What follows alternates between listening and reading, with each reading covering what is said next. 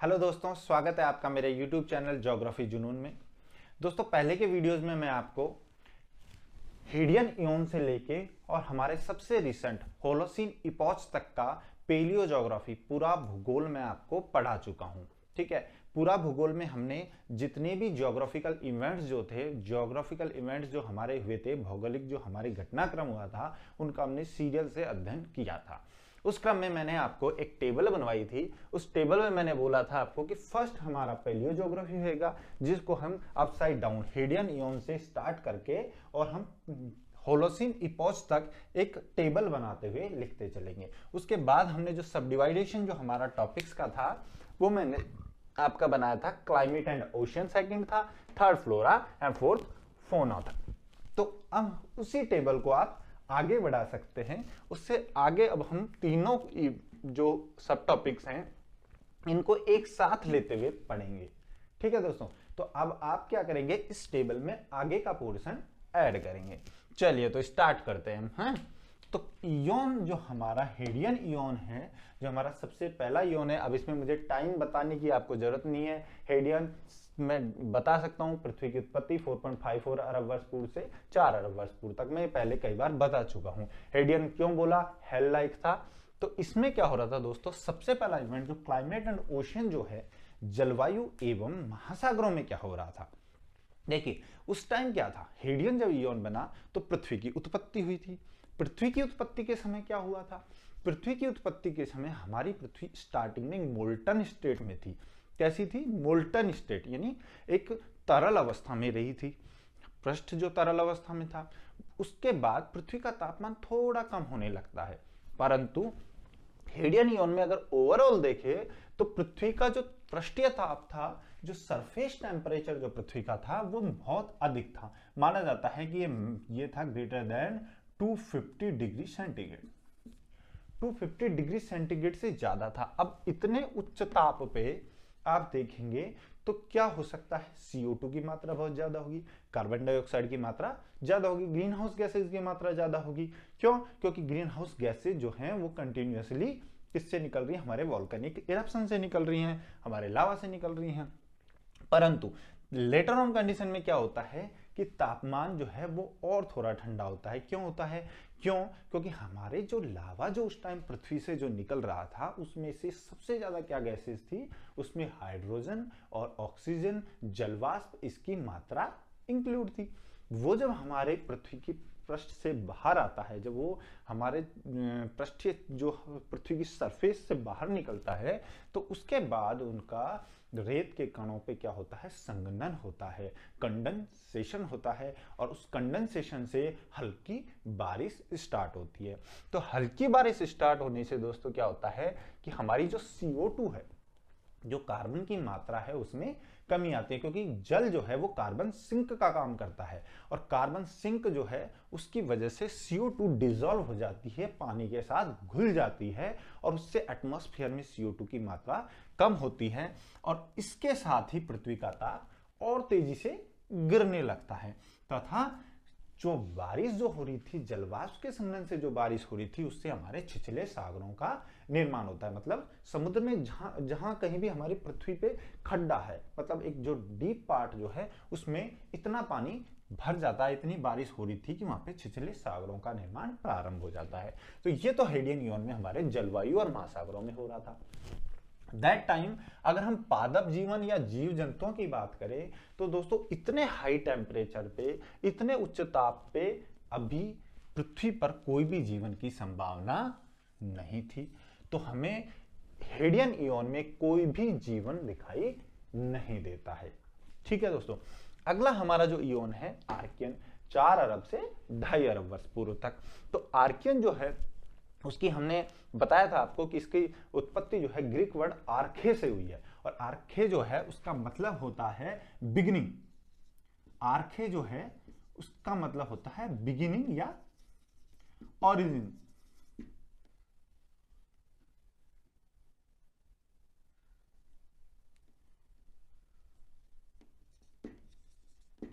Beginning या origin. तो इसमें आप इससे आइडिया लगा सकते हैं कि किस चीज का ओरिजिन हो रहा है, प्रारंभ किस चीज का हो रहा है, बिगिनिंग हो रहा है लाइफ का।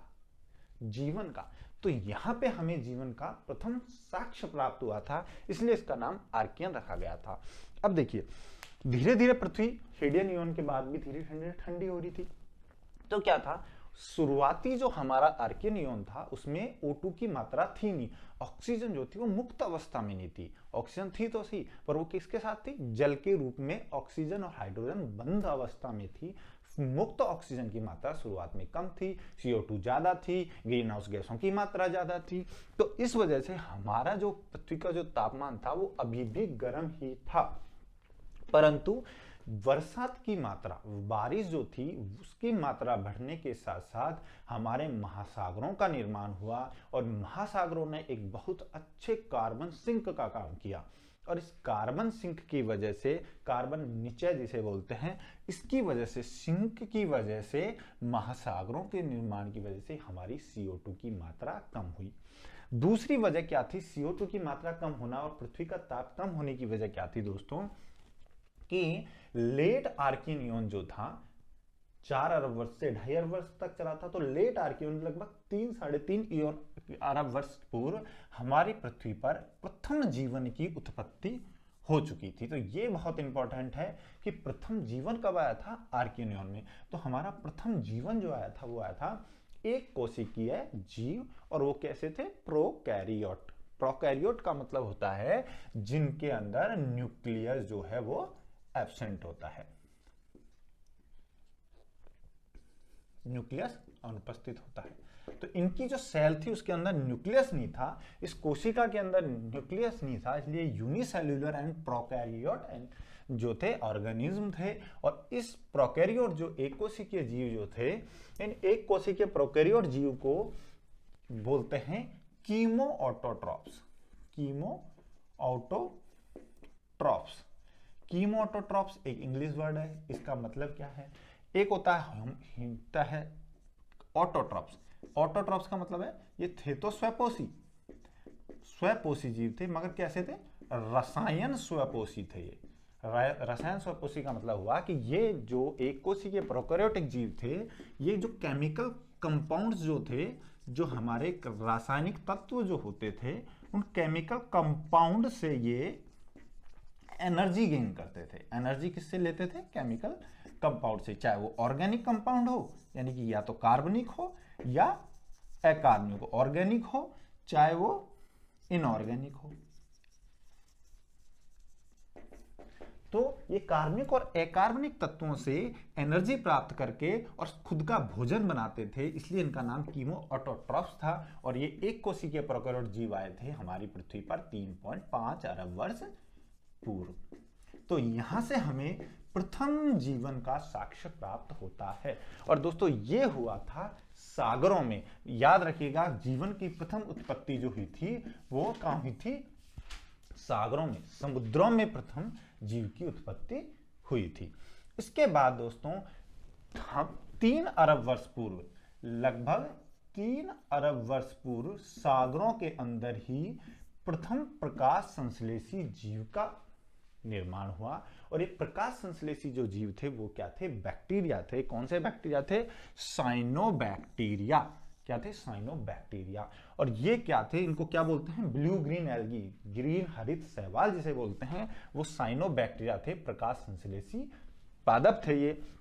ये समुद्र में उत्पन्न हुए और इनके कारण CO2 का इन्होंने कंज्यूम किया। ठीक है, इनके कारण इनका ऑक्सीजन जो थी उसकी मात्रा बढ़ी। और ऑक्सीजन मात्रा बढ़ने के कारण दोस्तों, मैंने बताया आपको, जलवायु और महासागर में लास्ट में जाके पृथ्वी पर प्रकाश संश्लेषण अधिक होने से कारण पृथ्वी पर मुक्त ऑक्सीजन की मात्रा बढ़ी।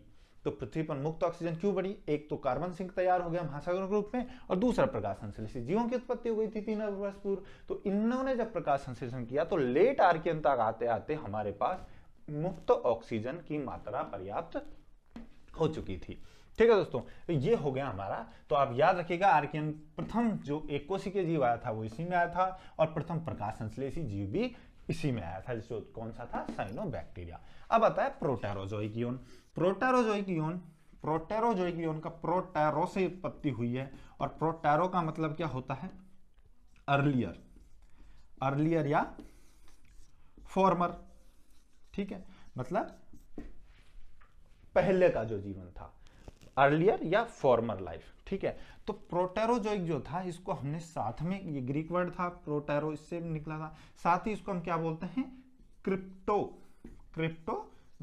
क्यों बोलते हैं क्रिप्टोजोइक? क्योंकि क्रिप्टो का मतलब होता है हिडन और जोइक मतलब लाइफ। देखो दोस्तों, इसमें जीवन हिडन में था, क्यों? क्योंकि ज्यादातर समुद्रों में जीवन था। दूसरा, उस टाइम के जो जीवन के साक्षी मिलते हैं, आज ऐसा जीवन हमारी पृथ्वी पर नहीं है। अब जो आया है वो हमारे पास नव जीवन है, नया टाइप है, जो दिखाई देता है जैसा आज हमें वैसा है, जिसे जो हम पढ़ेंगे फेनेरोजोइक ईओन में। ठीक है, तो फेनेरोजोइक ईओन का मतलब है आज का जो जैसा जीवन है, दृश्य जीवी। और ये प्रोटेरोजोइक का क्या नाम है, प्रागजीवी, मतलब पुराने जीव। तो ये अर्लियर या फॉर्मल लाइफ इज प्रोटेरोजोइक। अब इसमें क्या हो रहा था, जलवायु एवं महासागरों में हम देखें तो मैंने आपको बताया प्रकाश संश्लेषी जीवों की उत्पत्ति हो चुकी थी। तो प्रकाश संश्लेषी जीवों की उत्पत्ति जब आर्कियन ईओन में हो गई थी, तो हमारे पृथ्वी पर ऑक्सीजन की मात्रा पर्याप्त मात्रा में हो चुकी थी। और दोस्तों, सबसे मोस्ट इंपॉर्टेंट ये कि प्रथम जो सघन वायुमंडल हमारा बना, जिसमें जीवन की संभावनाएं सबसे ज्यादा हुई, वो हमारा प्रथम सघन वायुमंडल जो बना, वो बना कब? प्रोटेरोजोइक में आकर के बना, जब ऑक्सीजन की पर्याप्त मात्रा हो चुकी थी। ठीक है दोस्तों, तो प्रथम सघन वायुमंडल हमें प्रोटेरोजोइक में मिलता है। और प्रोटेरोजोइक हमारा कब से स्टार्ट होता है? 2.5 अरब वर्ष पूर्व से और 54 करोड़ वर्ष पूर्व तक चलता है ये। ठीक है, तो प्रोटेरोजोइक जो हमारा था, ये लगभग 2 अरब वर्ष पूर्व चला। और देखिए, प्रथम जीव जो हमारा बना, वो बना पृथ्वी की उत्पत्ति जो 4.5 अरब वर्ष पूर्व हुई थी, उससे लेके और 1 अरब वर्ष बाद 3.5 अरब वर्ष पूर्व, यानी पृथ्वी पर जीवन आने में पूरा 1 अरब वर्ष लग गया। और इससे भी आगे हम अगर देखें तो पृथ्वी पर एक कोशिकीय जीवों का 2 अरब से भी ज्यादा टाइम तक राज रहा है। ठीक है, और इस बार प्रथम यूकैरियोट एक कोशिकीय जीव की उत्पत्ति होती है हमारे प्रोटेरोजोइक ईओन में। ठीक है दोस्तों, प्रोटेरोजोइक ईओन में प्रथम जीव आता है, और वो क्या होता है? यूकैरियोट और एक कोशिकीय। यूकैरियोट और एक कोशिकीय, ये आता है हमारा दोस्तों 2 अरब वर्ष पूर्व, यानी कि पृथ्वी की उत्पत्ति से 2.5 अरब वर्ष बाद प्रथम यूकैरियोट आता है। यूकैरियोट का मतलब क्या होता है? जिसके अंदर न्यूक्लियस प्रेजेंट होता है, जिनकी सेल में न्यूक्लियस प्रेजेंट होता है, जिनकी सेल में न्यूक्लियस उपस्थित होता है, उसे यूकैरियोट बोलता है। तो यूकैरियोट एक कोशिकीय जीव की उत्पत्ति कब होती है? हमारी 2 अरब वर्ष पूर्व। किसमें होती है? प्रोटेरोजोइक ईओन के अंदर। ठीक है दोस्तों, इसके बाद दूसरा हमारा ये आता है, प्रथम बहुकोशिकीय सूक्ष्म जीव की भी उत्पत्ति होती है। ये देखो, सारा जीवन जो है ये सागर में ही चल रहा है। अभी पृथ्वी पर कोई जो स्थल भाग है, लैंड है, उस पर कोई जीव नहीं है। तो प्रथम जो बहुकोशिकीय सूक्ष्म जीव जो है, इसकी उत्पत्ति हमारी जो हुई है, वो हमारे प्रथम बहुकोशिकीय सूक्ष्म जीव की उत्पत्ति किस पे हुई है? सागरों में हुई है। और ये हुई है हमारी 1.5 अरब वर्ष पूर्व। ठीक है, मैं थोड़ा टाइम ऐसे बताता चल रहा हूं कि आपको थोड़ा इस एक टाइम का आइडिया रहे कि कितना कितना टाइम बाद हमारे ये सब जीवन बन रहा है। देखिए, तो 1.5 अरब वर्ष पूर्व, 1.5 बिलियन ईयर से अगो, प्रथम बहुकोशिकीय सूक्ष्म जीव की उत्पत्ति होती है। और ये बहुकोशिकीय सूक्ष्म जीव जो था, ये भी प्रोकैरियोट था। स्टार्टिंग में जो बहुकोशिकीय था ये, इसके बाद जो प्रथम बहुकोशिकीय यूकैरियोट की उत्पत्ति हुई, वो हुई हमारी 1 अरब वर्ष पूर्व। मतलब अभी तक लाइफ जो है वो एक कोशिकीय से बहुकोशीय कन्वर्ट हो गई है, मगर अभी बड़े जीवों की उत्पत्ति नहीं हुई है। दोस्तों, इसी में हमारा पहला फंगस जो है, फंजाई जो है, इसकी उत्पत्ति होती है। ठीक है, किसमें?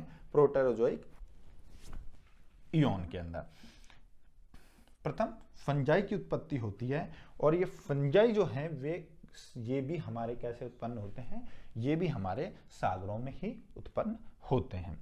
तो दोस्तों, इस काल में एक इंपॉर्टेंट जो चीज है वो ये है स्ट्रोमेटोलाइट। हम आगे जब चट्टाने पढ़ेंगे तब हम स्ट्रोमेटोलाइट के बारे में पढ़ेंगे।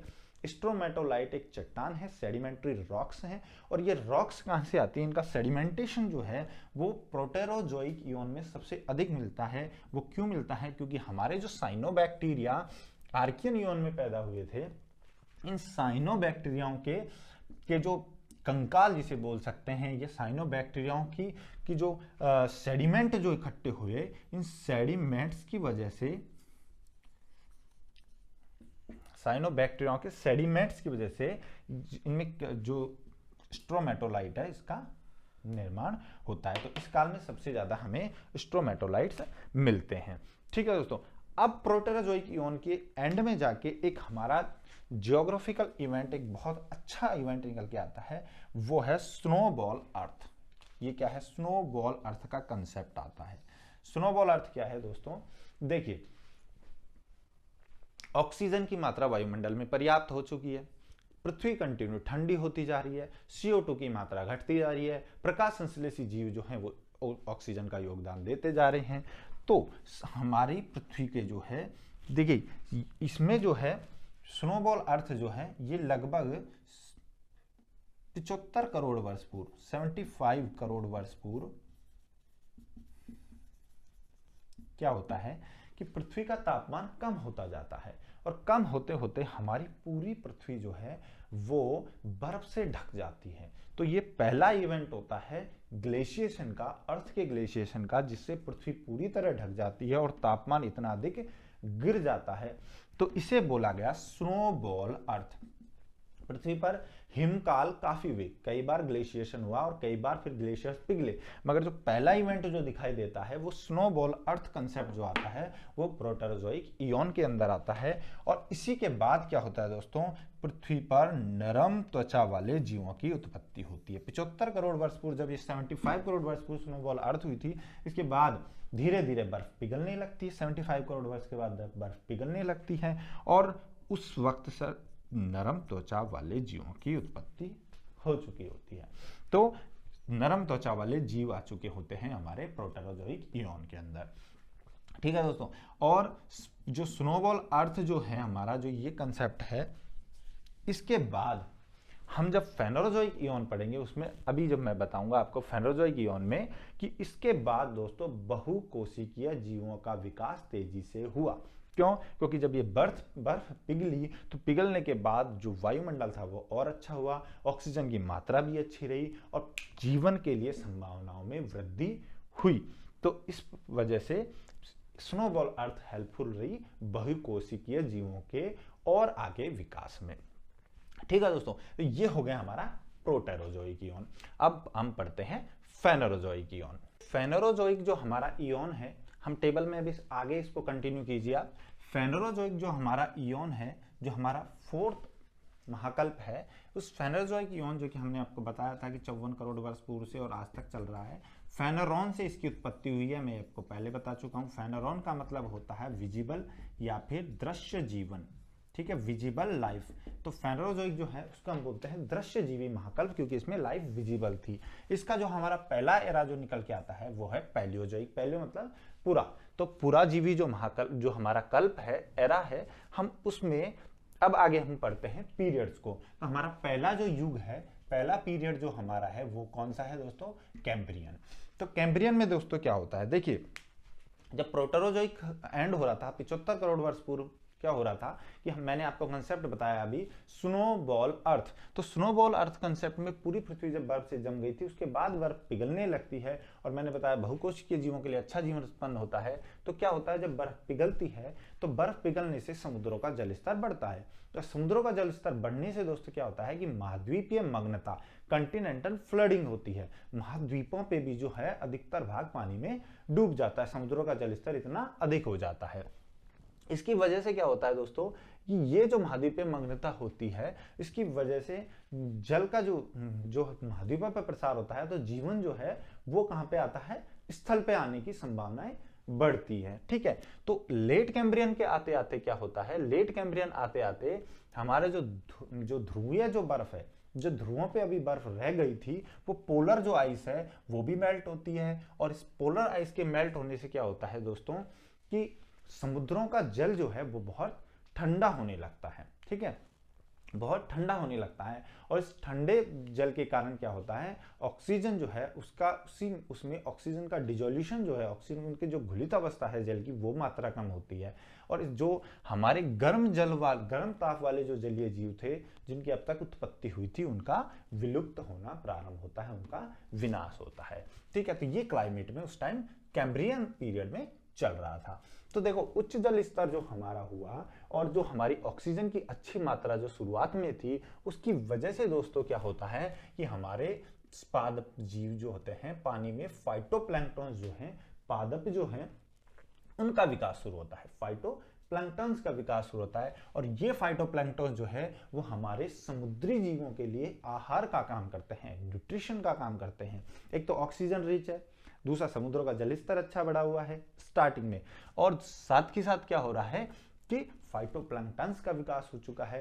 तो इन फाइटोप्लैंक्टन्स के विकास की वजह से, समुद्री पादपों के विकास की वजह से समुद्री जीवों के लिए भोजन और आवास की सुविधा उत्पन्न होती है।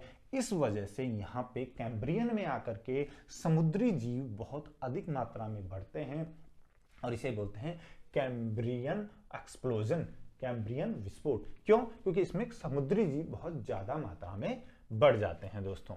ठीक है, इसके बाद जो देखें तो जंतुओं में क्या हो रहा था, ये तो पादप जीवन की बात भी कर ली हमने, समुद्री जीवों की बात कर ली। आगे देखिए क्या होता है कि मैंने आपको बताया था कि प्रोटेरोजोइक इयॉन जो था हमारा, उसमें हमारे 60 करोड़ वर्ष के आसपास क्या हो जाते हैं, नरम त्वचा वाले जीव उत्पन्न हो जाते हैं। लेटर स्टेज में जब जलीय जीवन अच्छा हो रहा है तो समुद्रों में कठोर त्वचा वाले जीवों की उत्पत्ति होती है। कठोर त्वचा वाले जीवों की उत्पत्ति होती है। आपने देखिए एनिमल जो किंगडम है, उस एनिमल किंगडम में आपने एक सीक्वेंस पढ़ा होगा फाइलम वगैरह का, क्या? Arthropod, mollusc, Annelida, Echinodermata, Chordata, Hemichordata, Chordata. ठीक है, ये एक सीरियल है और इसी क्रम में विकास भी हुआ है जीवों का। तो सबसे पहला जो ऑर्थोपोड है, या बोलें कि जो वास्तविक जीव जिसे हम कह सकते हैं समुद्रों में, वो ऑर्थोपोड आए थे। उनमें सबसे ज्यादा कौन से थे? ट्रिलोबाइट्स। सबसे ज्यादा क्या थे? ट्रिलोबाइट्स। ठीक है, ये ट्रिलोबाइट्स ऑर्थोपोड का ही एक पार्ट है, ऑर्थोपोड के ही जीव हैं ट्रिलोबाइट्स। जीव जो थे इनकी मात्रा बढ़ती है। ठीक है, सिफेलोपोड्स, ट्रिलोबाइट्स, ये इन्हीं का ऑर्थोपोड का ही पार्ट है। इसके अलावा प्रथम मोलस्क भी इसी कैम्ब्रियन एरा में, हमारे पीरियड में उत्पन्न होता है। इसके साथ साथ जो समुद्रों का जल स्तर अच्छा बढ़ा हुआ है, तो इसमें पहली जो कोरल रीफ जो है, कोरल जो है वो सबसे पहले इसी में उत्पन्न होती है। मैंने बताया फाइटोप्लैंक्टन बड़े हैं, तो साथ में कोरल जो बनता है वो भी यहीं पे बनता है। सबसे पहला जो कोरल है वो यहीं पे बनता है। ठीक है, इसके अलावा यहाँ पे जो इस टाइम जो ये ऑर्थोपोड और मोलस्क जो जीव आए थे, अब ऑर्थोपोड्स में तो क्या होंगे, ऑर्थोपोड मतलब, ऑर्थोपोड का मतलब हो गया कि जिनमें पैर जैसी कुछ संरचनाएं बनी थी, वो ऑर्थोपोड थे। मोलस्क में हम क्या लेते हैं, जैसे स्नेल है, घोंगा, ये क्या है? मोलस्क जीव है, इसकी उत्पत्ति हो चुकी थी। प्रथम हमारा कोरल उत्पन्न हो चुका था। और जो ये जीव जो थे, इस टाइम शिकारी जीवों की भी उत्पत्ति हो चुकी थी। ये जो शिकारी जीव थे, यानी प्रेडेटर जो एनिमल थे, ये सब प्रेडेटर्स में की भी उत्पत्ति हो चुकी थी। किसने? हमारे कैम्ब्रियन पीरियड के अंदर प्रेडेटर्स का भी डेवलपमेंट हो चुका था। नेक्स्ट हमारा आता है ऑर्डोविशन। तो हम इसमें कैम्ब्रियन में दो इंपॉर्टेंट, प्रथम ऑर्थोपोड और प्रथम मोलस्क और प्रथम कोरल, ये तीनों को इंपॉर्टेंट मानिए आप। ये तीनों की उत्पत्ति इसी में हुई थी। ऑर्डोविशन हमारा जो पीरियड है, ऑर्डोविशन में क्या होता है कि क्या होता है ऑर्डोविशन में, देखिए ऑर्डोविशन में मैंने आपको बताया था कि हमारा जो गोंडवाना था उसकी उत्तर की ओर गति हो रही थी। उसी टाइम गोंडवाना से अवलोनिया टूट के और किधर जा रहा था? लॉरूशिया की तरफ या लॉरेंशिया की तरफ जा रहा था। तो उस टाइम लॉरूशिया निर्माण की गतिविधि भी चल रही थी। एवेलोनिया, बाल्टिका और लॉरेंशिया तीनों पास पा रहे थे। तो उस टाइम दोस्तों क्या था, ज्वालामुखी जो क्रिया थी, ऑर्डोविशन पीरियड में ज्वालामुखीयता की गतिविधि बहुत अधिक थी। तो उच्च ज्वालामुखीयता के कारण क्या था कि CO2 का कंटेंट भी बहुत ज्यादा था, और उच्च CO2 कंटेंट के साथ साथ समुद्र जल स्तर भी ऊंचा था। समुद्र जल स्तर कैसे ऊंचा था? क्योंकि जो थोड़ी बहुत जो बर्फ जो बची थी, एक तो उसकी भी मात्रा बढ़ रही थी, दूसरा क्या हो रहा था, बर्फ को पिघलने से जल बढ़ रहा था। क्यों? क्योंकि गोंडवाना जो था उसकी मूवमेंट भी हो रही थी, तो ज्वालामुखिता बहुत उच्च थी। दूसरा इसमें एक वजह हो सकती है क्योंकि टेक्टोनिक मूवमेंट जो है वो हाई है, तो टेक्टोनिक मूवमेंट्स हाई होने पे क्या होगा, कहीं पे जो प्लेट है उनका धसाव होगा, कहीं उठाव होगा, उमज्जन निमज्जन या अपलिफ्टमेंट एंड सबसिडेंस।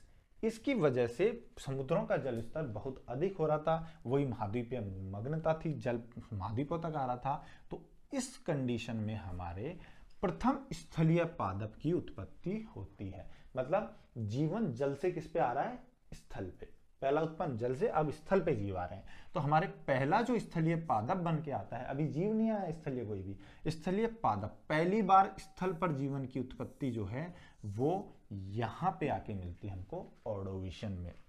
ठीक है दोस्तों, और ऑर्डोविशन हमारा आप देखिए 48.5 करोड़ वर्ष से 44.4 करोड़ वर्ष पूर्व तक है। अब आप देखिए पृथ्वी की उत्पत्ति 4.5 अरब वर्ष पूर्व, 4.54 अरब वर्ष पूर्व हुई, और उसके लगभग 4 अरब वर्ष बाद जाके हमें पृथ्वी पर, मतलब हमारे स्थल पर जीवन की उत्पत्ति मिलती है। जल में तो जीवन पहले ही उत्पन्न हो चुका था, पर स्थल पर जीवन जो हमारा है, पादप जो है हमारा, वो यहाँ पे आकर के हमको मिलता है। ठीक है दोस्तों, ये सब पानी में समुद्री जीवन था। प्रथम स्थलीय पादप जो निकल के आया वो ब्रायोफाइट्स निकल के आए। इसके साथ साथ देखिए ब्रायोफाइट्स हैं। अब आप, ये तो मैंने आपको एनिमल किंगडम बताया था जिसमें ऑर्थोपोड मोलस्कार ये बताया था। अब जो ये जो है वो प्लांट किंगडम में है। तो ब्रायोफाइट्स जो है हमारे, ये कैसे होते हैं? नॉन वेस्कुलर प्लांट होते हैं, अवायवीय श्वसन करते हैं दोस्तों। तो इनमें नॉन वेस्कुलर पहला प्लांट जो पृथ्वी पर आया था वो कैसा था? नॉन वेस्कुलर था, ब्रायोफाइट था। ठीक है, इस ब्रायोफाइट के कारण, इस ब्रायोफाइट, अब देखिए समुद्र में तो इतना बड़े कोई पादप पेड़ होने वाले हैं नहीं कि हम सोचे कि समुद्र में बहुत बड़े पादप या पेड़ उत्पन्न होने वाले हैं। पेड़ों की और पादपों की उत्पत्ति सबसे ज्यादा कहाँ होगी? जिनकी हाइट बढ़े वो कहाँ होगी? ब्रायोफाइट्स की। तो ये नॉन वेस्कुलर प्लांट थे। ठीक है, ब्रायोफाइट्स। इसके अलावा जीव जंतुओं में क्या हो रहा था दोस्तों? ऑर्थोपोड जो हमारे पहले जो कैम्ब्रियन पीरियड में ऑर्थोपोड्स की उत्पत्ति हो चुकी थी, अब वो ऑर्थोपोड्स जो हैं वो अपना नंबर बढ़ाएंगे, या अपनी संख्या बढ़ा रहे थे। और इसी क्रम में जब ऑर्थोपोड्स की संख्या बढ़ती है तो ऑर्थोपोड्स से निकल के आता है दोस्तों, ऑर्थोपोड्स से निकल के आता है हमारी प्रथम मछली और प्रथम कशेरुकी।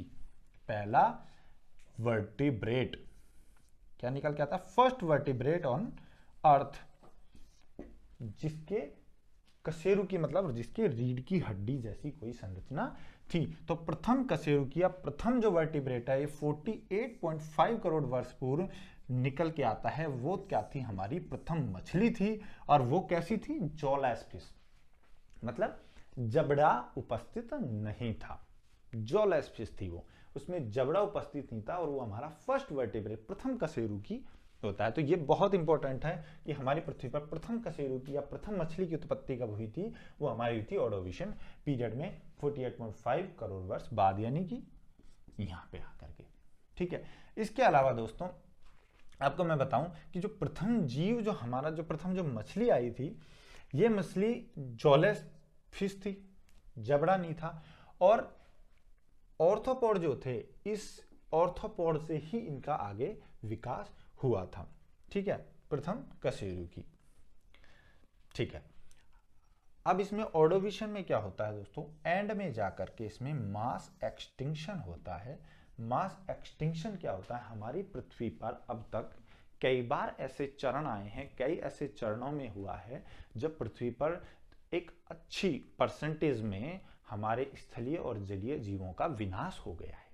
उसके पीछे कारण क्या हो सकता है? उसके पीछे कारण हो सकता है या तो बहुत अधिक तापमान था, या कोई हाइपोथेसिस दी जाती है कि कहीं धूमकेतु टकरा गया या कोई उल्कापिंड गिर गया। तो ये हाइपोथेसिस दी जाती रही है, मगर यहाँ जो बताया जाता है ऑर्डोविशन में, इसका मेन कारण क्या था कि दोस्तों उस टाइम टेक्टोनिक मूवमेंट्स बहुत ज्यादा थी, ज्वालामुखीयता बहुत ज्यादा थी। तो हाई जब ज्वालामुखीयता थी तो क्या हुआ होगा? उच्च ज्वालामुखीयता के कारण पृथ्वी जो है उस पर, उच्च ज्वालामुखीयता के कारण CO2 की मात्रा बहुत ज्यादा बढ़ गई। CO2 की मात्रा ज्यादा होने के साथ साथ क्या होगा कि यहाँ पे समुद्र जो है वो भी जल स्तर ज़्यादा था, तो समुद्र भी की वजह से भी, जल स्तर की वजह से भी मास एक्सटिंक्शन होगा।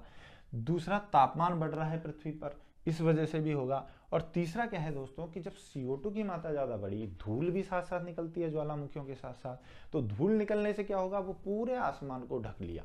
आसमान को ढक लिया तो प्रकाश जो है वो पृथ्वी पर नहीं आ पाया, और पृथ्वी पर प्रकाश नहीं आया तो प्रकाश संश्लेषी पादप जो प्रकाश संश्लेषण करते हैं वो प्रकाश संश्लेषण नहीं कर पाए, और इसकी वजह से ऑक्सीजन की भी मात्रा बढ़ी, ऑक्सीजन की मात्रा भी घट गई। ऑक्सीजन की जब मात्रा कम हो गई तो उसकी वजह से हमारे यहाँ पे एक मास एक्सटिंक्शन देखने को मिलता है। जो हमारे मेजर जो 5 मास एक्सटिंक्शन हुए हैं अब तक, मेजर 5 जो हमारे अब तक पृथ्वी पर मास एक्सटिंक्शन हुए हैं, उनमें this is the second most vulnerable mass extinction, जिसमें पृथ्वी पर लगभग 85% ऑफ स्थलीय और जलीय जीव जो थे उनका विनाश हो गया था।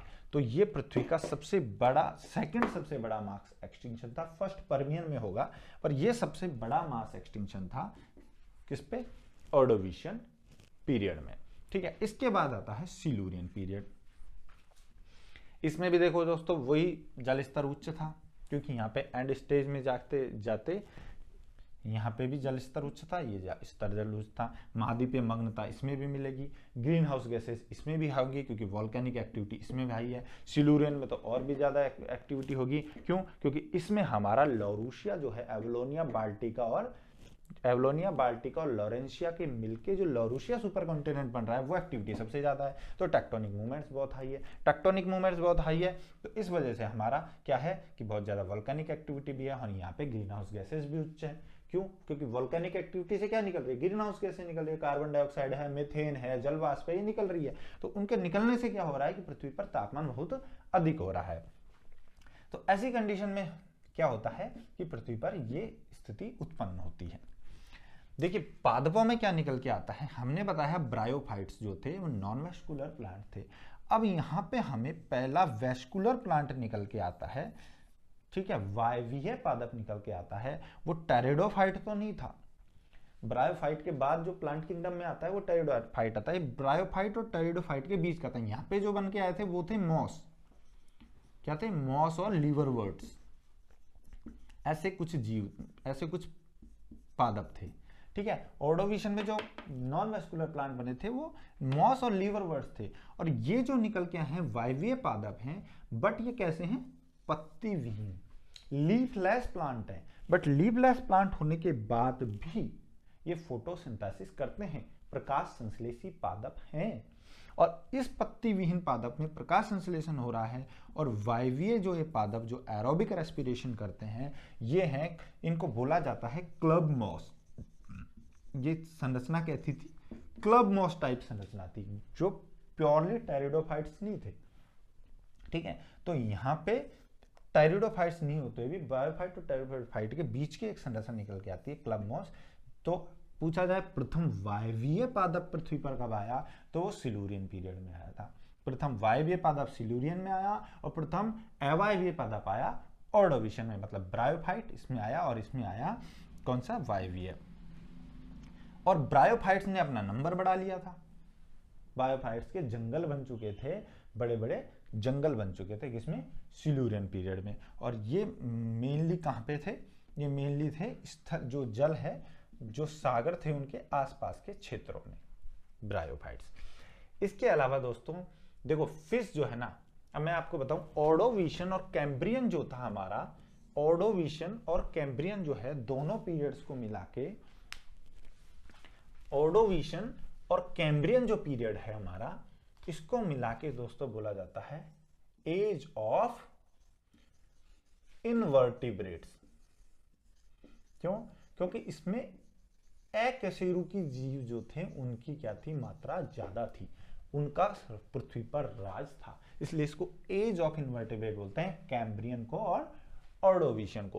क्योंकि सिल्यूरियन तक आते आते हमारे पास मूवेबल जॉ फिश आ गई थी। ठीक है, हालांकि हमारे ऑर्डोविशन में पहला कशेरुकी जीव उत्पन्न हो चुका था, बट प्रथम जो हमारा मूवेबल जो फिश है, या प्रथम हड्डी वाली जो मछली है, वो निकल के आती है सिल्यूरियन में। ठीक है, तो इस वजह से सिल्यूरियन जो स्टेज है, सिल्यूरियन जो हमारा पीरियड है, उसमें कशेरुकी जीवन प्रारंभ होता है। ठीक है, इसमें कशेरुकियों का जीवन प्रारंभ होता है, तो यहां से कशेरुकी जीव उत्पन्न होना माना जाता है सिल्यूरियन पीरियड से। हालांकि प्रथम कशेरुकी हमारा ऑर्डोविशियन से निकल के आ जाता है, तो इसमें पूछा जाए कि प्रथम कशेरुकी की उत्पत्ति किस काल में हुई, किस पीरियड में हुई थी, तो वो ऑर्डोविशियन में। बट इन दोनों को, ऑर्डोविशियन और कैम्ब्रियन को, एज ऑफ इन्वर्टिब्रेट ही कहेंगे। ठीक है, पैलियोजोइक जो एरा हमारा है, इस पैलियोजोइक एरा के जो चौथे, पांचवें और छठे पीरियड की हम बात करें, तो हमारे चौथे पीरियड मतलब डिवोनियन पीरियड में क्या होगा दोस्तों, कि डिवोनियन पीरियड में आते आते हमारी जलवायु पहले से ही गर्म चली आ रही है, तो गर्म जलवायु रहती है, और जो ग्लेशियर जो है उनका जमाव कम रहता है। ठीक है, क्योंकि ग्लेशियर्स हमारे गर्म जलवायु के कारण पिघल चुके हैं। और इस काल में क्या होता है दोस्तों, इतनी गर्म जलवायु रहती है कि जितना पानी जमीन पर होता है उससे ज्यादा वाष्पीकरण की मात्रा बढ़ जाने के कारण लवण का जमाव स्टार्ट हो जाता है। तो इस काल में, डिवोनियन काल में, हमको सबसे ज्यादा साल्ट डिपोजिशन मिलता है। ठीक है, एंड स्टेज में आते आते देखो समुद्रों का जल स्तर जो है वो भी अधिक रहता है दोस्तों। इसमें समुद्र जल स्तर बढ़ता है, मगर कोई कंटिनेंटल फ्लडिंग जैसी हमें इसमें ज्यादा कुछ दिखाई नहीं देता है। तो जलवायु इसमें कोई इंपॉर्टेंट नहीं है, बस आप ये याद रखें कि इसमें साल्ट डिपोजिशन सबसे ज्यादा मिलता है डिवोनियन पीरियड में। ठीक है, इसके बाद देखिए पादपों में क्या हो रहा था, ब्रायोफाइट्स हमारे जो थे, हमने आपको बताया कि ब्रायोफाइट जो थे उनकी उत्पत्ति अच्छे से हो चुकी थी, और ब्रायोफाइट्स जो थे उनके अंदर जो वायवीय श्वसन था वो भी स्टार्ट हो चुका था, और वो कैसे थे, पत्ती विहीन थे।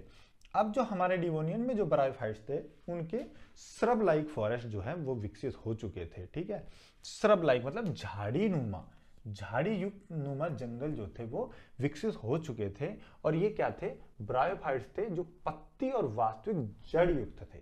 ठीक है दोस्तों, पत्ती और वास्तविक जड़ युक्त श्रब लाइक फॉरेस्ट जो थे उनका विकास हो चुका था, और इसमें हमारे ब्रायोफाइट से आगे के जीव का पादप उत्पन्न होते हैं जिन्हें कहा गया टेरिडोफाइट्स। ठीक है, टेरिडोफाइट्स की उत्पत्ति हुई, और ये टेरिडोफाइट्स जो थे हमारे, इनके अंदर क्या थे, बीजाणुओं का विकास होता है। क्या था, बीजाणु। ना तो इनमें ट्रू, ना तो सीड होते हैं, ना ट्रू फ्लावर होते हैं, इनमें होता है बीजाणु। तो बीजाणु युक्त जो पादप थे टेरिडोफाइट्स, वो कहाँ मिलते हैं, हमें डिवोनियन पीरियड में मिलते हैं। तो पादप जिनमें बीजाणु थे वो डिवोनियन में मिलते हैं, और इनकी उत्पत्ति से इनकी संख्या बढ़ती है और टेरिडोफाइट्स के जंगलों का निर्माण होता है। और उसी टाइम फौना में क्या चला था, ये डिवोनियन जो हमारा है, इस डिवोनियन को हम बोलते हैं एज ऑफ फिश। ठीक है, एज ऑफ फिश क्यों बोलते हैं, क्योंकि यहाँ जितना भी मछलियों की जो प्रजातियां हैं, चाहे वो मरीन वाटर हो, यानी चाहे जो नमकीन जल हो या फ्रेश वाटर हो या ताजा जल हो, दोनों में ही मछलियों की उत्पत्ति अच्छे से हो चुकी होती है। मछलियों के अंदर भी दोस्तों कशेरुकियों का अच्छे से विकास हो चुका होता है, उनके अच्छे से जबड़ा होता है, मूवेबल जबड़ा होता है, रीढ़ की हड्डी होती है, उनकी बोन्स अच्छे से डेवलप हो चुकी होती हैं, और साथ साथ इनमें प्रेडेटर फिश जो होती हैं, जो शिकारी मछलियां होती हैं, उनका भी विकास हो चुका होता है। इसलिए इसे एज ऑफ फिश कहते हैं, क्योंकि फिश की मात्रा इसमें सबसे ज्यादा होती है डिवोनियन के अंदर। अब इस फिश से दोस्तों आगे यहाँ पे टेट्रापोड का विकास होता है। टेट्रापोड जिनमें चार चौपाए जिसे कहते हैं, टेट्रापोड का विकास होता है। और ये टेट्रापोड जो है दोस्तों, अब देखो मछली निकल के स्थल पे आ नहीं सकती, तो मछलियों ने क्या किया, मछलियों से ही टेट्रापोड का विकास हुआ, और वो टेट्रापोड उभयचर थे। क्या थे, उभयचर थे, एम्फीबियंस थे। इन एम्फीबियंस की वजह से, इन उभयचर की वजह से ये पॉसिबल हुआ कि अब ये निकल करके स्थल पे आ सकते थे। तो इसलिए प्रथम जो स्थलीय जीव माना जाएगा, जो टेरेस्ट्रियल जो एनिमल जो माना जाएंगे, वो टेट्रापोड थे हमारे। ठीक है, तो टेट्रापोड जो थे, उभयचर जो थे, एम्फीबियंस जो थे, उनका विकास कहाँ मिलता है, डिवोनियन में। तो प्रथम स्थलीय जीव जो मिलता है हमें, वो डिवोनियन में आकर के हमें यहाँ पे मिलता है। ठीक है दोस्तों, तो इसके साथ साथ यहाँ पर प्रथम कीट इंसेक्ट्स जो थे, इंसेक्ट्स का भी ओरिजिन होता है। प्रथम इंसेक्ट का ओरिजिन होता है। और ये जो इंसेक्ट है दोस्तों, ये थे पंख विहीन, इनमें अभी पंख विकसित नहीं हुए थे। क्यों नहीं हुए थे, इसके पीछे रीजन देखिए, क्योंकि इनमें जो टेरिडोफाइट जो हैं वो उनकी संख्या इतनी ज्यादा नहीं थी। इसको लिंक किया जाता है कि टेरिडोफाइट जिनमें बीजाणु थे, उन बीजाणुओं के इतना विकास अभी तक नहीं हुआ था कि उनको ऐसे कीटों की आवश्यकता पड़े जो कीट इनके बीजों को एक जगह से दूसरी जगह पे लेके जा सके। ठीक है दोस्तों, तो इनका मतलब बोले इनके जो स्पोर्स जो थे, बीजाणु जो थे, इनका फैलाव करने के लिए हमें पंखधारी कीटों की आवश्यकता पड़ती, पर पंखधारी कीट अभी इसलिए विकसित भी नहीं थे और यहाँ पे अभी बीज भी विकसित नहीं थे। तो इसलिए अभी यहाँ देखा जाए तो प्रथम कीट जो उत्पन्न हुआ वो हम क्वेश्चन बन सकता है, मगर वो पंख विहीन थे। तो प्रथम कीट यहाँ पे आया, प्रथम उभयचर यहाँ आया, प्रथम स्थलीय जीव यहाँ आया और इसे एज ऑफ फिश का। तो इस तरीके से हमारा डिवोनियन पीरियड एक इंपॉर्टेंट पीरियड बन जाता है, क्योंकि टेरिडोफाइट भी प्रथम यहीं पे आया है, प्रथम जीव भी हमारा स्थलीय यहीं पे आया, प्रथम टेट्रापॉड भी यहीं आया है, प्रथम एम्फीबियन भी यहीं आया है, एज ऑफ फिश भी है और प्रथम कीट भी है। अगला आता है दोस्तों कार्बोनिफेरस। इसकी का नाम से पता चलता है कार्ब यानी होता है कोल। आपने बहुत सुना होगा कि कार्बोनिफेरस पीरियड में हमारे आज के सबसे बड़े कोल रिजर्व अगर मिलते हैं तो वो कार्बोनिफेरस काल के मिलते हैं, और सबसे अच्छा कोयला भी जो मिलता है वो कार्बोनिफेरस पीरियड का मिलता है। अब क्यों कोल बना, उसके पीछे रीजन देखिए आप। देखिए कार्बोनिफेरस जो था, इसकी स्टार्टिंग में क्या था दोस्तों, ऑक्सीजन का जो लेवल था वो मैक्सिमम था। आज तक के भूगर्भिक इतिहास में सबसे ज्यादा अगर अच्छा ऑक्सीजन की मात्रा मिलती है तो वो मिलती है हमारे कार्बोनिफेरस पीरियड के अंदर। कार्बोनिफेरस पीरियड में क्या होता है दोस्तों, यहाँ पे आते आते समुद्र का जल स्तर जो है वो घट जाता है। क्यों, क्योंकि इसमें क्या हो रहा है, हिमीकरण की स्टेज आ रही है, ऑक्सीजन की मात्रा ज्यादा है, CO2 की मात्रा कम है, तो ऑक्सीजन की मात्रा ज्यादा से पृथ्वी का तापमान घट रहा है। घटने के कारण समुद्रों का जलस्तर भी घट रहा है, क्योंकि ग्लेशिएशन हो रहा है, हिमीकरण हो रहा है, और इस वजह से यहाँ पे जलवायु निकल के आती है शीत शुष्क जलवायु। ठीक है, अब जब मैं बता रहा था, जब कंटिनेंटल फ्लडिंग होती है, जब महाद्वीपीय मग्नता होती है, तो पानी जो है समुद्रों से निकल महाद्वीपों पे फैल जाता है। पर जब समुद्रों का जलस्तर ही घट रहा है, ऑक्सीजन लेवल बढ़ रहा है और शीत शुष्क जलवायु हो रही है, देखिए यहाँ पे तो जलवायु हमारी गर्म थी, इस वजह से लवण का जमाव हो रहा था डिवोनियन में, पर कार्बोनिफेरस में जलवायु जब ठंडी होती है तो जो शीत शुष्क जलवायु है उसकी वजह से ये इंपॉर्टेंट पॉइंट निकल के आता है कि यहाँ पे दलदल का विकास होता है। स्वैम्प जिसे बोलेंगे, स्वैम्प लैंड जो है, स्वैम्प लैंड की निकल के आएगा। तो इस स्वैम्प लैंड से क्या होगा दोस्तों, दलदल बनेगी, और इस दलदल के कारण एंड जो ग्लेशिएशन हो रहा है, जो एंड स्टेज में जाके जो ग्लेशिएशन हो रहा है, उससे जो दलदल बन रही है, इस दलदल से दलदली वनों का विकास हुआ। यहाँ पे देखिए मैं जलवायु को, पादप को और जीवों को एक साथ इसलिए पढ़ा रहा हूं क्योंकि आप भी जानते हैं कि किसी भी अगर जीव को पढ़ना है, पादप को पढ़ना है, तो आपको वहां की पृथ्वी की दैट टाइम जो क्लाइमेट रही है उसको पढ़ना होगा, क्योंकि ये क्लाइमेट से जुड़ा है। मैं आपको इसमें पेलियो ज्योग्राफी भी साथ में जोड़ सकता था, मगर पेलियो ज्योग्राफी का डायरेक्ट इंपैक्ट मैं यहाँ पे जहां कहीं भी होगा वहां मैं स्पेशली बता दूंगा। अब देखिए कार्बोनिफेरस जो था, इस टाइम क्या हो रहा था, पेंजिया के निर्माण की एक्टिविटी चालू थी। ठीक है, पेंजिया का निर्माण की प्रारंभ यहाँ पे चल रहा था। ठीक है दोस्तों, क्योंकि लॉरेशिया और गोंडवाना पास पास आ रहे थे। तो इस स्टेज में आते आते आप देखेंगे दोस्तों कि शीत शुष्क जलवायु हो जाती है, दलदली वनों का विकास होता है, और इन दलदली वनों में सबसे पहला जो निकल के आता है वो प्रथम बीजधारी जो जीव निकल के आता, हमारा जो पादप निकलता है, बीज युक्त पादप, वो निकल के आता है जिम्नोस्पर्म। ठीक है, तो ये कैसे थे, जिम्नोस्पर्म थे, और ये जिम्नोस्पर्म क्या थे, कोनिफर। क्या थे, कोनिफर, जिनके बीज युक्त जीव तो थे, बीज युक्त पादप तो थे, मगर इनके बीज के चारों ओर क्या नहीं मिलता, आवरण नहीं मिलता, कवरिंग नहीं मिलती। इसे बोला जाता है जिम्नोस्पर्म। जो इनके स्पर्म है उन पे जिम्नो मतलब बीज आवरण रहित, कवरिंग रहित जो बीज हैं वो मिलते हैं, पर इनमें बीज होते हैं जिम्नोस्पर्म में। और ये कौन से वाले पादप थे? ये थे कोनिफर, शंकुधारी वृक्ष। ठीक है दोस्तों, तो ये लगभग 30 करोड़ वर्ष पहले हमारे पृथ्वी पर शंकुधारी वृक्ष आए, कॉनिफर प्लांट्स आए, और ये कॉनिफर प्लांट्स जो हैं ये दलदली वन थे, और दलदली वनों की वजह से क्या होता है दोस्तों कि एंड स्टेज में आते आते कोल निर्माण होता है। एक तो देखिए टेक्टोनिक मूवमेंट्स हाई है, क्यों? क्योंकि पेंजिया का निर्माण हो रहा है। पेंजिया के निर्माण में टेक्टोनिक मूवमेंट्स है, तो पृथ्वी में क्या हो रहा है? टेक्टोनिक गतिविधि की वजह से हलचल हो रही है। दूसरा क्या है? शीत और शुष्क जलवायु है। शीत शुष्क जलवायु होने से क्या होगा कि जो हमारे जो दलदली वन बने हुए हैं, जो जिम्नोस्पर्म बने हुए हैं, वो जो 30 करोड़ वर्ष पूर्व जो आ रहा है, ये हमारे देखिए ये जो आ रहा है हमारा, ये 35.9 से हम मानते हैं इसको 29.9 करोड़। तो अब आप देखिए स्टार्टिंग 35.9 से और 30 करोड़ के आसपास हमारे यहाँ पे प्रथम जिम्नोस्पर्म आ गया।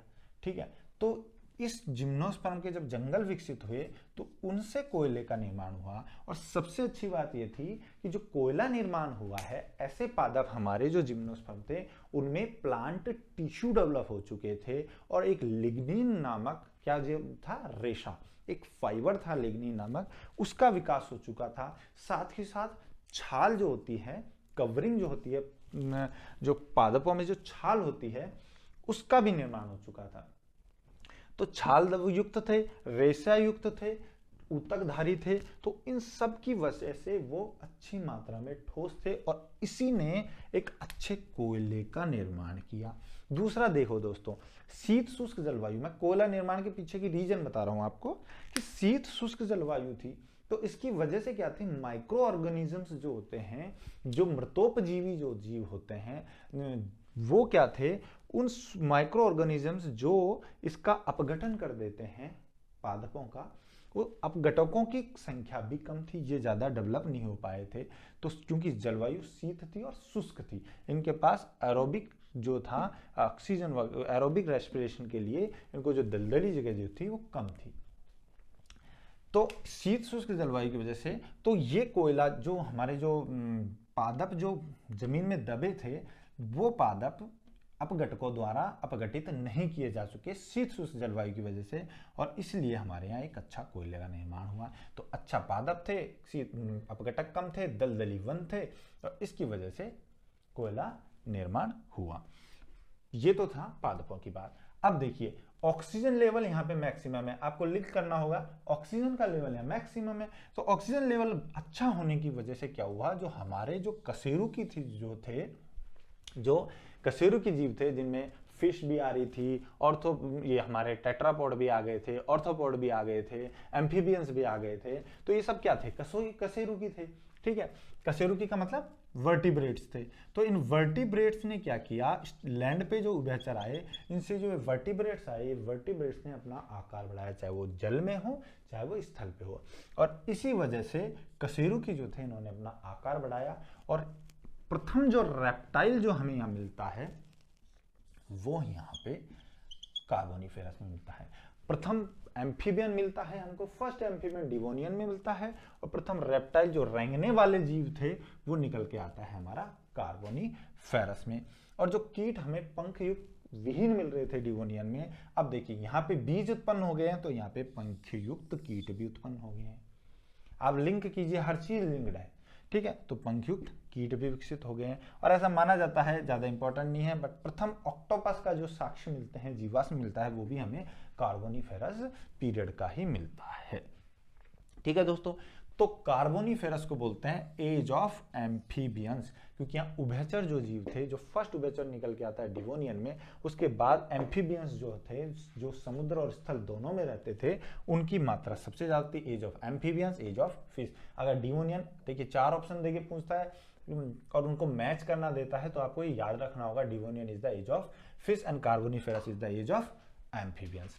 अब हमारा लास्ट पर्मियन आता है 29.9 करोड़ से और 25.2 करोड़ वर्ष पूर्व तक। ठीक है, पर्मियन पीरियड आता है। देखिए पर्मियन पीरियड जो हमारा आता है, यहाँ पे पेलियोजोग्राफी में क्या हो रहा था? पेलियोजोग्राफी में यहाँ पे क्या हो रहा था? हमारा पेंजिया का निर्माण कंप्लीट हो चुका था, पेंजिया निर्माण पूरी तरह हो चुका था। तो पेंजिया का निर्माण जो हो चुका था यहाँ पे, तो पेंजिया निर्माण के कारण क्या था दोस्तों कि आपने महासागर प्रभाव और महाद्वीपीय प्रभाव को समझना होगा आपको। महासागर प्रभाव क्या होता है कि जो जिस भी स्थल भाग की सबसे ज्यादा लैंड, जो कोस्टल जो लैंड होगी, जो जो बोले हम जलीय सीमा होगी, जिससे उसके जितने ज्यादा कोस्ट होगा वहां पे क्या होगा, महासागर से ठंडी हवा आएगी, महासागर का जो प्रभाव है वहां की जलवायु का वो वहां के लैंड पे आएगा। पर जितना बड़ा लैंड एरिया होगा और उसकी जितनी कम समुद्री सीमा होगी, जितनी कम छोटी उसकी जलरेखा होगी और समुद्र का अंदरूनी भाग से, महाद्वीपों के आंतरिक भाग से दूरी ज्यादा होगी, तो वहां पे महाद्वीपीय प्रभाव पड़ेगा। तो वही दोस्तों यहाँ पे हो रहा था। देखो कार्बोनिफेरस में भी शीत शुष्क जलवायु थी और यहाँ आते आते जलवायु बहुत अधिक शुष्क हो गई, क्योंकि महासागरों से महाद्वीपों के आंतरिक भागों की दूरी बढ़ गई थी।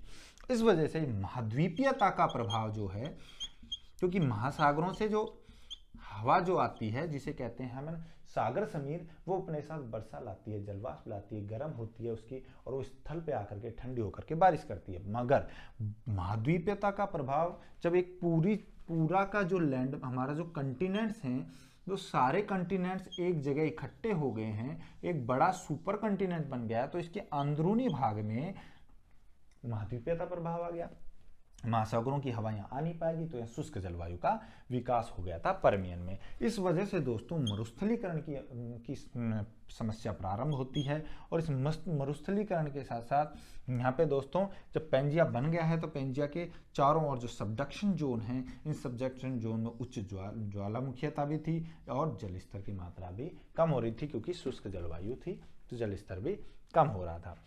इस वजह से अब यहां से कनेक्ट कीजिए, शुष्क जलवायु है। अब एक बात बताइए, जब जलवायु शुष्क है, वर्षा ज्यादा नहीं हो रही है, पादपों को पानी कम मिल रहा है, तो जो हमारे वन हैं वो कैसे विकसित हो जाएंगे, पतझड़ी वन।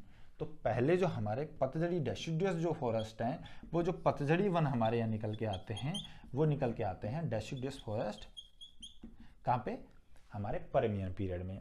और पर्मियन पीरियड में आते आते हमारे जो शंकुधारी जो थे, कोनिफर जो थे, उन्होंने जंगल विकसित कर लिए। इनकी साइज जो थी वो 30 मीटर तक बढ़ चुकी थी, 30 फीट तक के पादप थे, ये 30 फीट तक के पादप थे।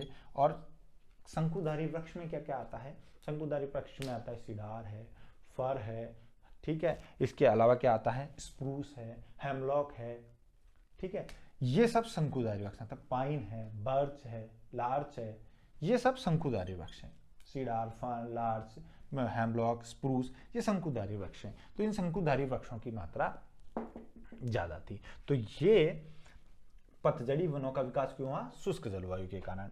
दूसरा दोस्तों क्या होता है कि यहाँ पे आर्कोसोरस जीवों की उत्पत्ति होती है। देखिए मैंने आपको बताया कि प्रथम रेप्टाइल यहाँ पे विकसित हो चुका है और कशेरुकियों ने अपना आकार बढ़ाना स्टार्ट कर दिया है। तो एक कशेरुकी जो है वो अपना आकार और बढ़ा रहे हैं, और रेप्टाइल जो हैं, रेप्टाइल भी कशेरुकी हैं, तो यही रेप्टाइल जो है कशेरुकी जो हैं वो अपना आकार बढ़ाते हैं। और उनमें से एक था आर्कोसोरस, और आर्कोसोरस जो था, जो हम आगे मेसोजोइक में पढ़ेंगे, आपने खूब अच्छे से डायनासोर का नाम सुन रखा, आर्कियोप्टेरिक्स का नाम।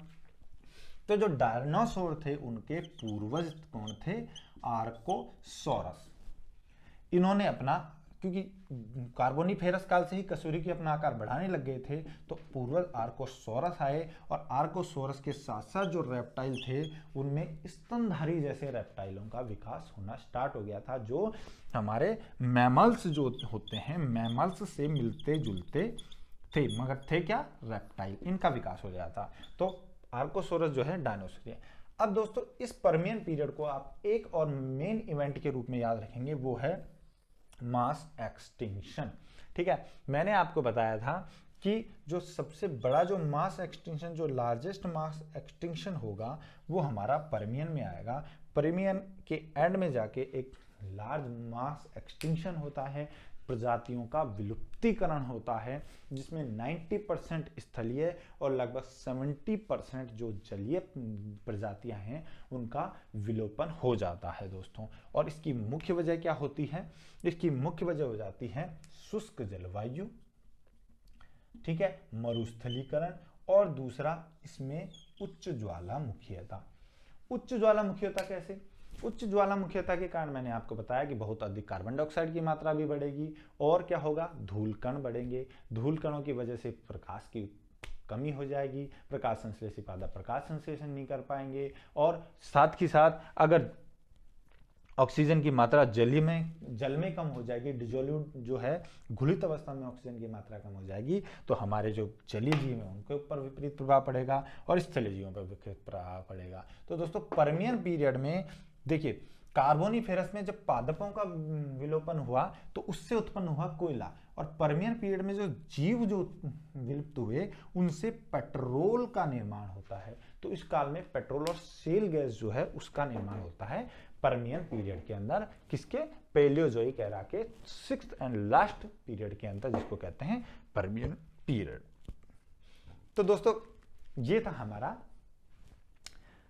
पैलियोजोइक एरा, और पैलियोजोइक एरा में क्लाइमेट, ओशन, फ्लोरा, फौना का मैंने आपको सब बता दिया। इसमें मैंने जहां जहां आपको स्ट्रेस देके बताया कि ये प्रथम जो उत्पन्न हुए ये मेन है, आपको समझने के लिए मैंने सबसे लिंक करके बता दिया है कि कैसे उत्पन्न हुए। बाकी आपको याद रखना है तो आपको अभी समझने में आसानी होगी, क्योंकि आप इसको लिंक कर पाएंगे कि कहाँ ऑक्सीजन सैचुरेशन कम लेवल कम था इसलिए दलदली वन बने, और कहाँ फिर इस वजह से हमारे कोयला का निर्माण हुआ, और कोयला का निर्माण कैसे हुआ।